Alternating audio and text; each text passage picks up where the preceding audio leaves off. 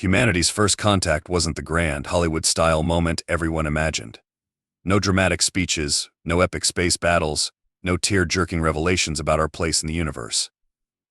Instead, we made our galactic debut through a diplomatic misunderstanding involving a malfunctioning coffee machine, 3 xenobiological researchers, and an accidentally transmitted meme about cats wearing space helmets. That was 27 years ago. Now we were a recognized if perpetually underestimated member of the Galactic Cooperative.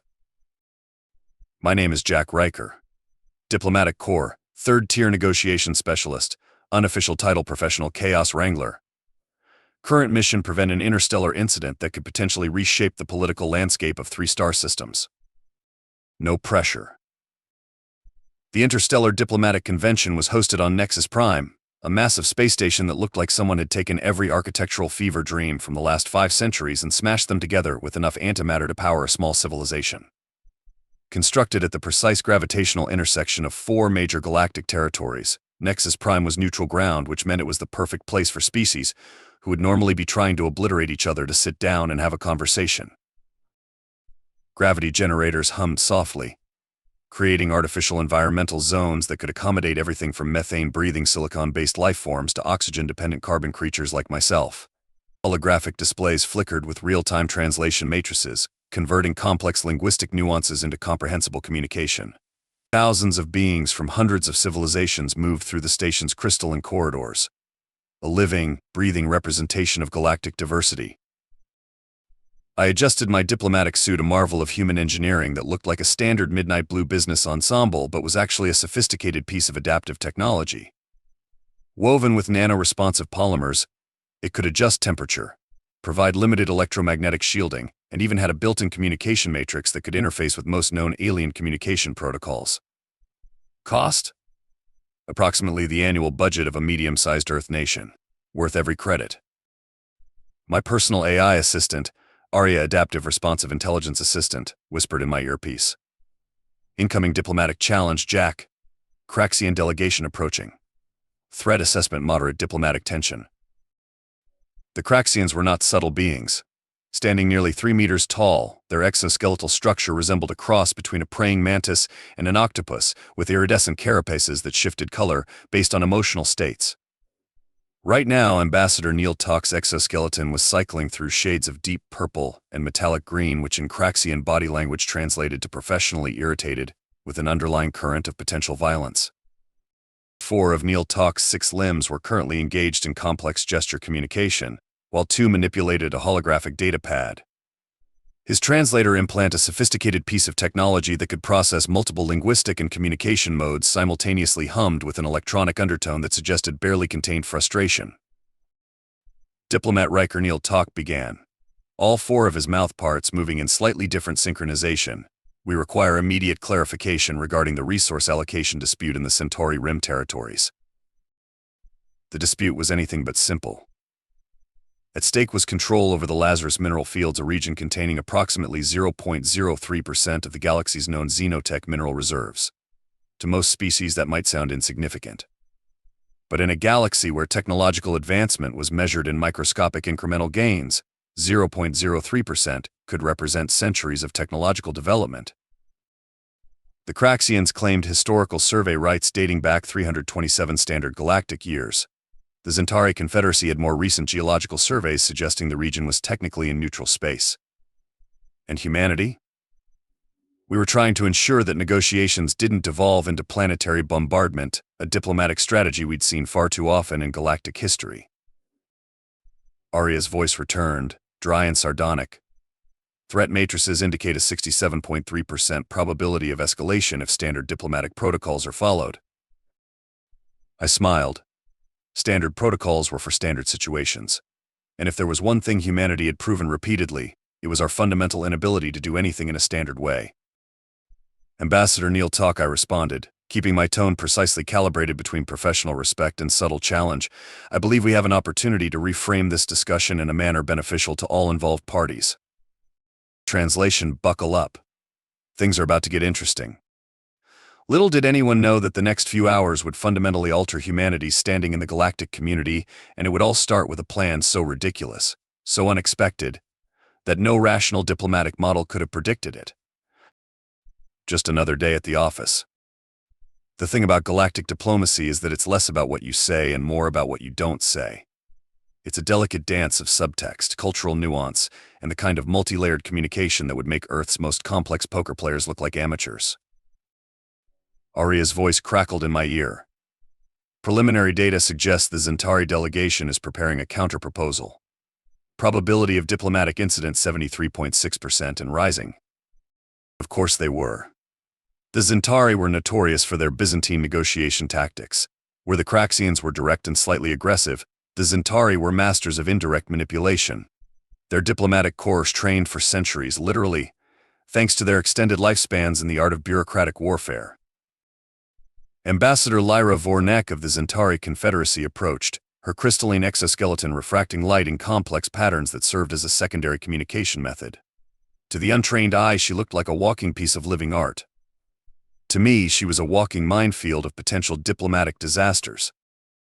Diplomat Riker, she began, her translation matrix producing a voice that sounded like wind passing through ancient crystal caves. I trust you've reviewed the comprehensive geological survey we submitted regarding the Lazarus mineral fields. I had. All 7,642 pages of it. Printed in a font so small that even with enhanced diplomatic-grade optical augmentations, it was a challenge to read. Typical Zentari approach bury your opponent in so much information that they either surrender or fall asleep. The main conference hall of Nexus Prime was a marvel of interstellar engineering. Gravity generators allowed representatives from different planetary environments to coexist comfortably. Atmospheric modulators created localized environments that could support everything from methane-breathing silicon-based life forms to oxygen-dependent carbon creatures like myself.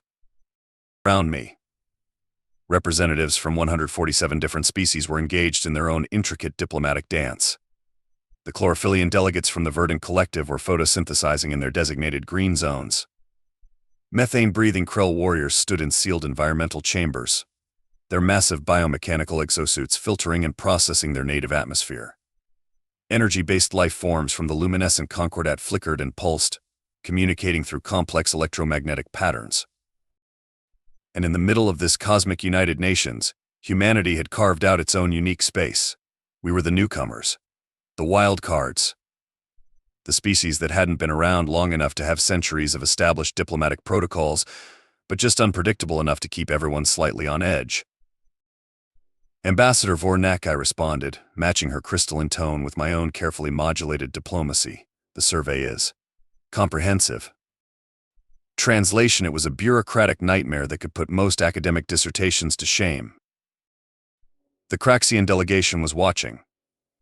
Ambassador Neil Talk's exoskeleton was now cycling through shades of metallic blue and deep crimson, a color combination that in Craxian body language suggested a mixture of calculating strategy and barely contained frustration. This was more than just a dispute over mineral rights.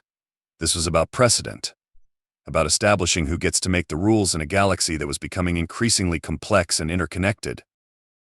The Craxians believed in direct action, territorial claims backed by military might. The Zentari preferred legal labyrinths and bureaucratic maneuvering. And humanity, we were about to introduce a third option that nobody saw coming. Arya's voice returned, a note of dry humor underlying the clinical analysis. Diplomatic tension increasing. Recommend immediate creative intervention. I smiled. Creative intervention was my specialty.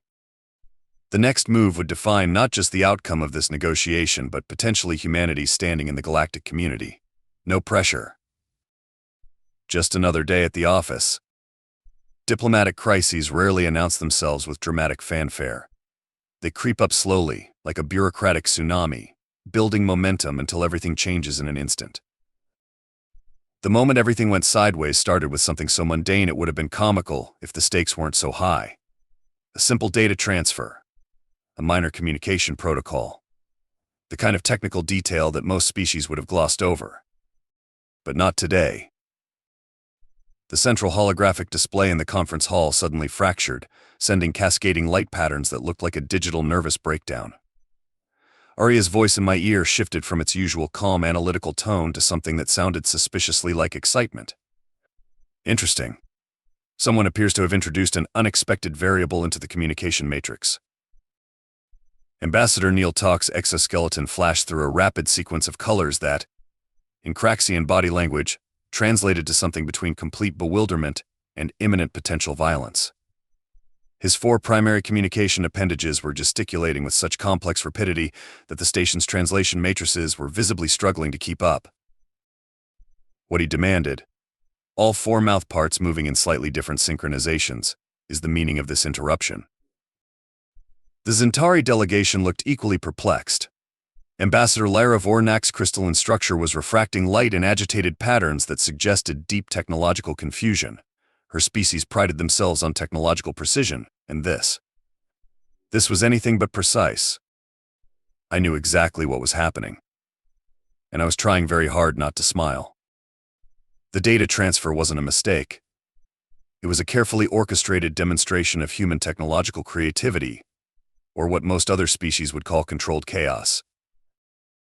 What appeared to be a communication breakdown was actually a meticulously planned information exchange.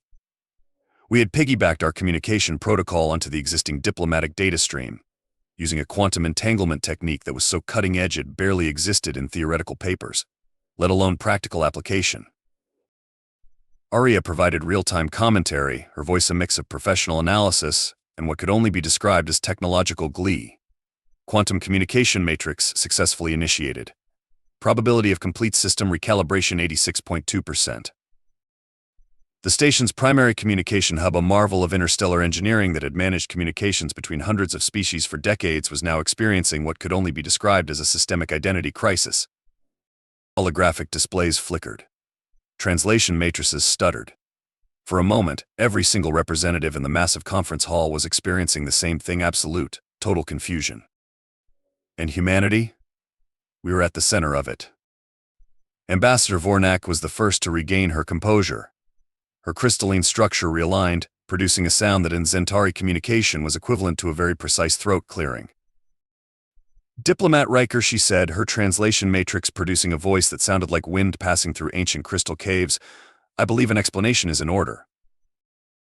Neil Tock's exoskeleton had settled into a color pattern that suggested a mixture of rage, fascination, and a grudging respect.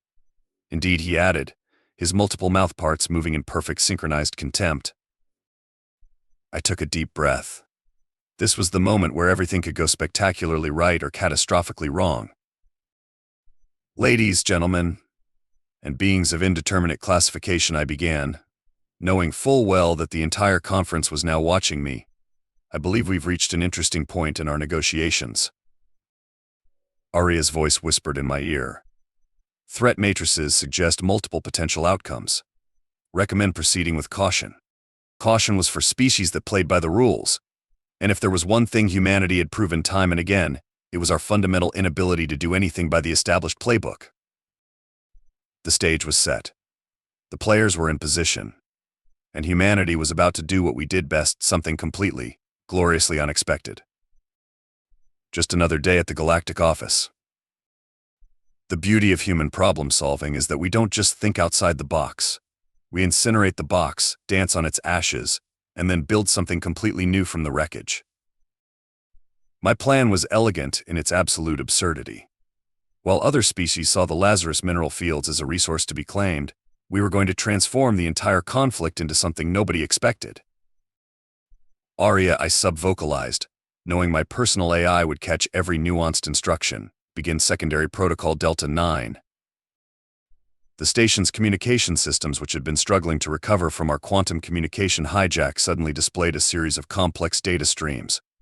To the untrained eye, it looked like technological gibberish. To those who understood, it was something far more interesting. We were about to introduce the galaxy to a concept that would fundamentally challenge everything they understood about resource allocation. The Craxian delegation, represented by Ambassador Neil Tock, was the first to recognize something was happening. His exoskeleton cycled through colors so rapidly it looked like a kaleidoscopic seizure. In Craxian body language, this translated to extreme cognitive processing, which was a polite way of saying he was simultaneously confused, intrigued, and slightly terrified. What he demanded, all 4 of his mouth parts moving in complex synchronization, is the meaning of this data transmission. Ambassador Lyra Vornak of the Centauri Confederacy leaned forward. Her crystalline structure was refracting light in patterns that suggested intense computational analysis.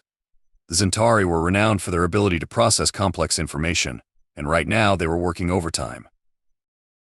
What we were presenting wasn't just a solution to the mineral rights dispute.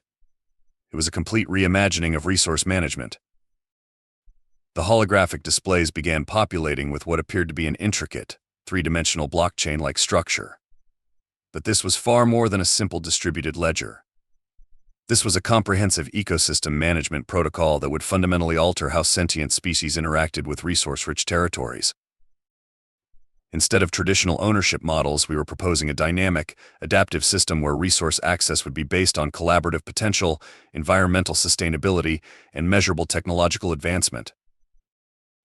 In simpler terms, we were suggesting that the right to exploit a resource should be earned, not claimed. Aria's voice provided real-time commentary. Computational models suggest a 74.3% chance of complete paradigm shift in interstellar resource management protocols. The conference hall had gone silent.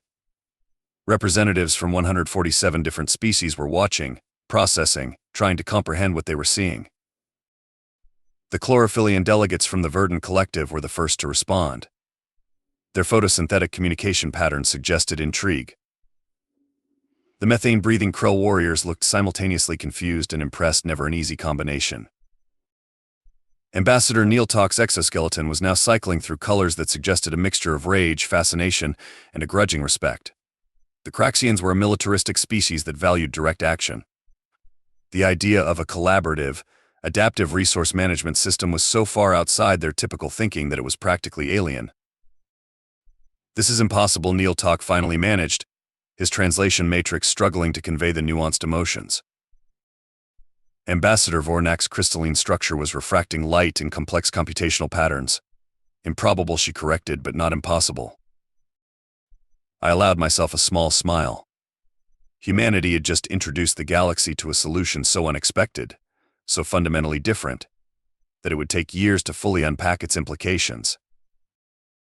We weren't just solving a mineral rights dispute. We were rewriting the rules of interstellar cooperation.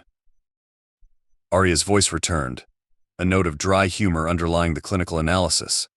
Diplomatic intervention successful. Probability of complete systemic recalibration 86.2%. Just another day at the galactic office. Diplomatic breakthroughs rarely happen in quiet, measured moments. They explode into existence like supernovas, burning away old paradigms and illuminating entirely new possibilities. The next 48 hours would become legendary in galactic historical records. Not for any single dramatic moment, but for the cascading series of revelations that would fundamentally reshape interstellar cooperation. Our resource management proposal, which Aria had meticulously crafted over months of computational modeling, was more than just a technical solution. It was a philosophical statement about collaboration, innovation, and the potential of networked intelligence. The Lazarus mineral fields weren't just a territorial dispute anymore. They had become a proving ground for an entirely new approach to resource allocation. Ambassador Neeltalk's reaction was predictably Craxian. His exoskeleton flashed through color sequences that suggested a complex emotional journey: initial rage, begrudging curiosity, and something remarkably close to professional respect. "You cannot be serious," he proclaimed, all four of his mouthparts moving in complex synchronization that suggested both frustration and a dawning realization. The holographic displays continued to pulse with our proposed system, a dynamic, adaptive framework that transformed resource rights into a collaborative ecosystem.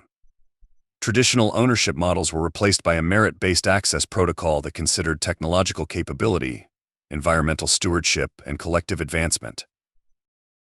In practical terms, it meant that no single species could simply claim territorial rights. They would have to demonstrate their ability to responsibly manage and develop the resource in a way that benefited the broader galactic community. It was revolutionary. It was unexpected. It was quintessentially human. Aria provided continuous computational analysis.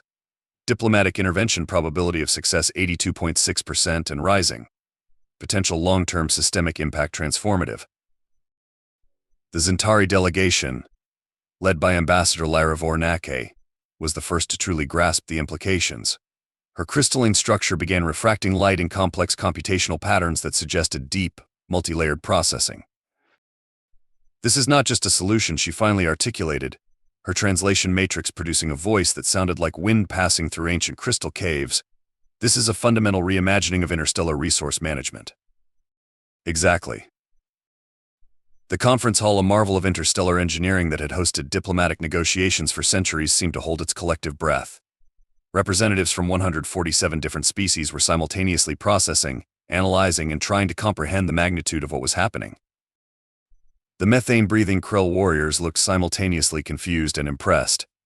The energy-based life forms from the luminescent concordat were pulsing in patterns that suggested intense computational activity. The chlorophyllum delegates were photosynthesizing at what appeared to be an accelerated rate, their version of an excited response. And humanity? We were just getting started. Our proposal didn't just solve the immediate dispute over the Lazarus mineral fields. It created a template for a new kind of interstellar cooperation, a framework that valued innovation, collaboration, and collective advancement over territorial aggression. Ambassador Neil Talk was the first to break the silence. This is unprecedented. This is necessary, I responded, my voice calm and measured. Aria's voice whispered in my ear. Diplomatic matrices suggesting high probability of comprehensive agreement. Recommended next steps: formal presentation and collaborative refinement. The next few hours would be a delicate dance of negotiation, technical explanation, and philosophical debate. We weren't just proposing a solution to a mineral rights dispute. We were offering a new model of galactic interaction. Humanity had just introduced the concept of collaborative innovation on an interstellar scale. Just another day at the galactic office. Galactic history is rarely written in dramatic moments. It's crafted in the quiet aftermath, in the subtle shifts that reshape entire civilizations. 3 standard galactic cycles after the Lazarus incident, as it would come to be known, the universe had fundamentally changed. The communication hub of Nexus Prime now featured a permanent holographic memorial. Not to any single species or individual, but to the moment when everything shifted. A complex, ever-changing data sculpture that represented the new collaborative resource management protocol we had introduced. I stood watching it, Aria providing periodic commentary in my neural link. Comprehensive impact analysis complete, she reported.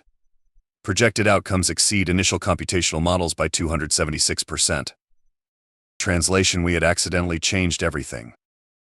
The Craxian cooperative regions had been the most surprising converts to our new system. What began as aggressive territorial posturing had transformed into a complex network of collaborative research initiatives.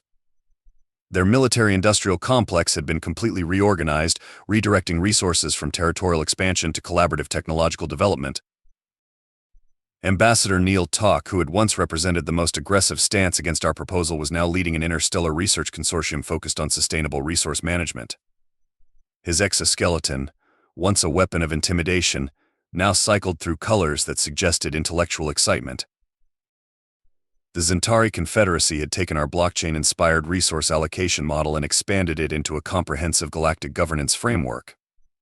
Their legendary bureaucratic skills, once used to create impenetrable legal labyrinths, were now dedicated to creating transparent, adaptive governance systems.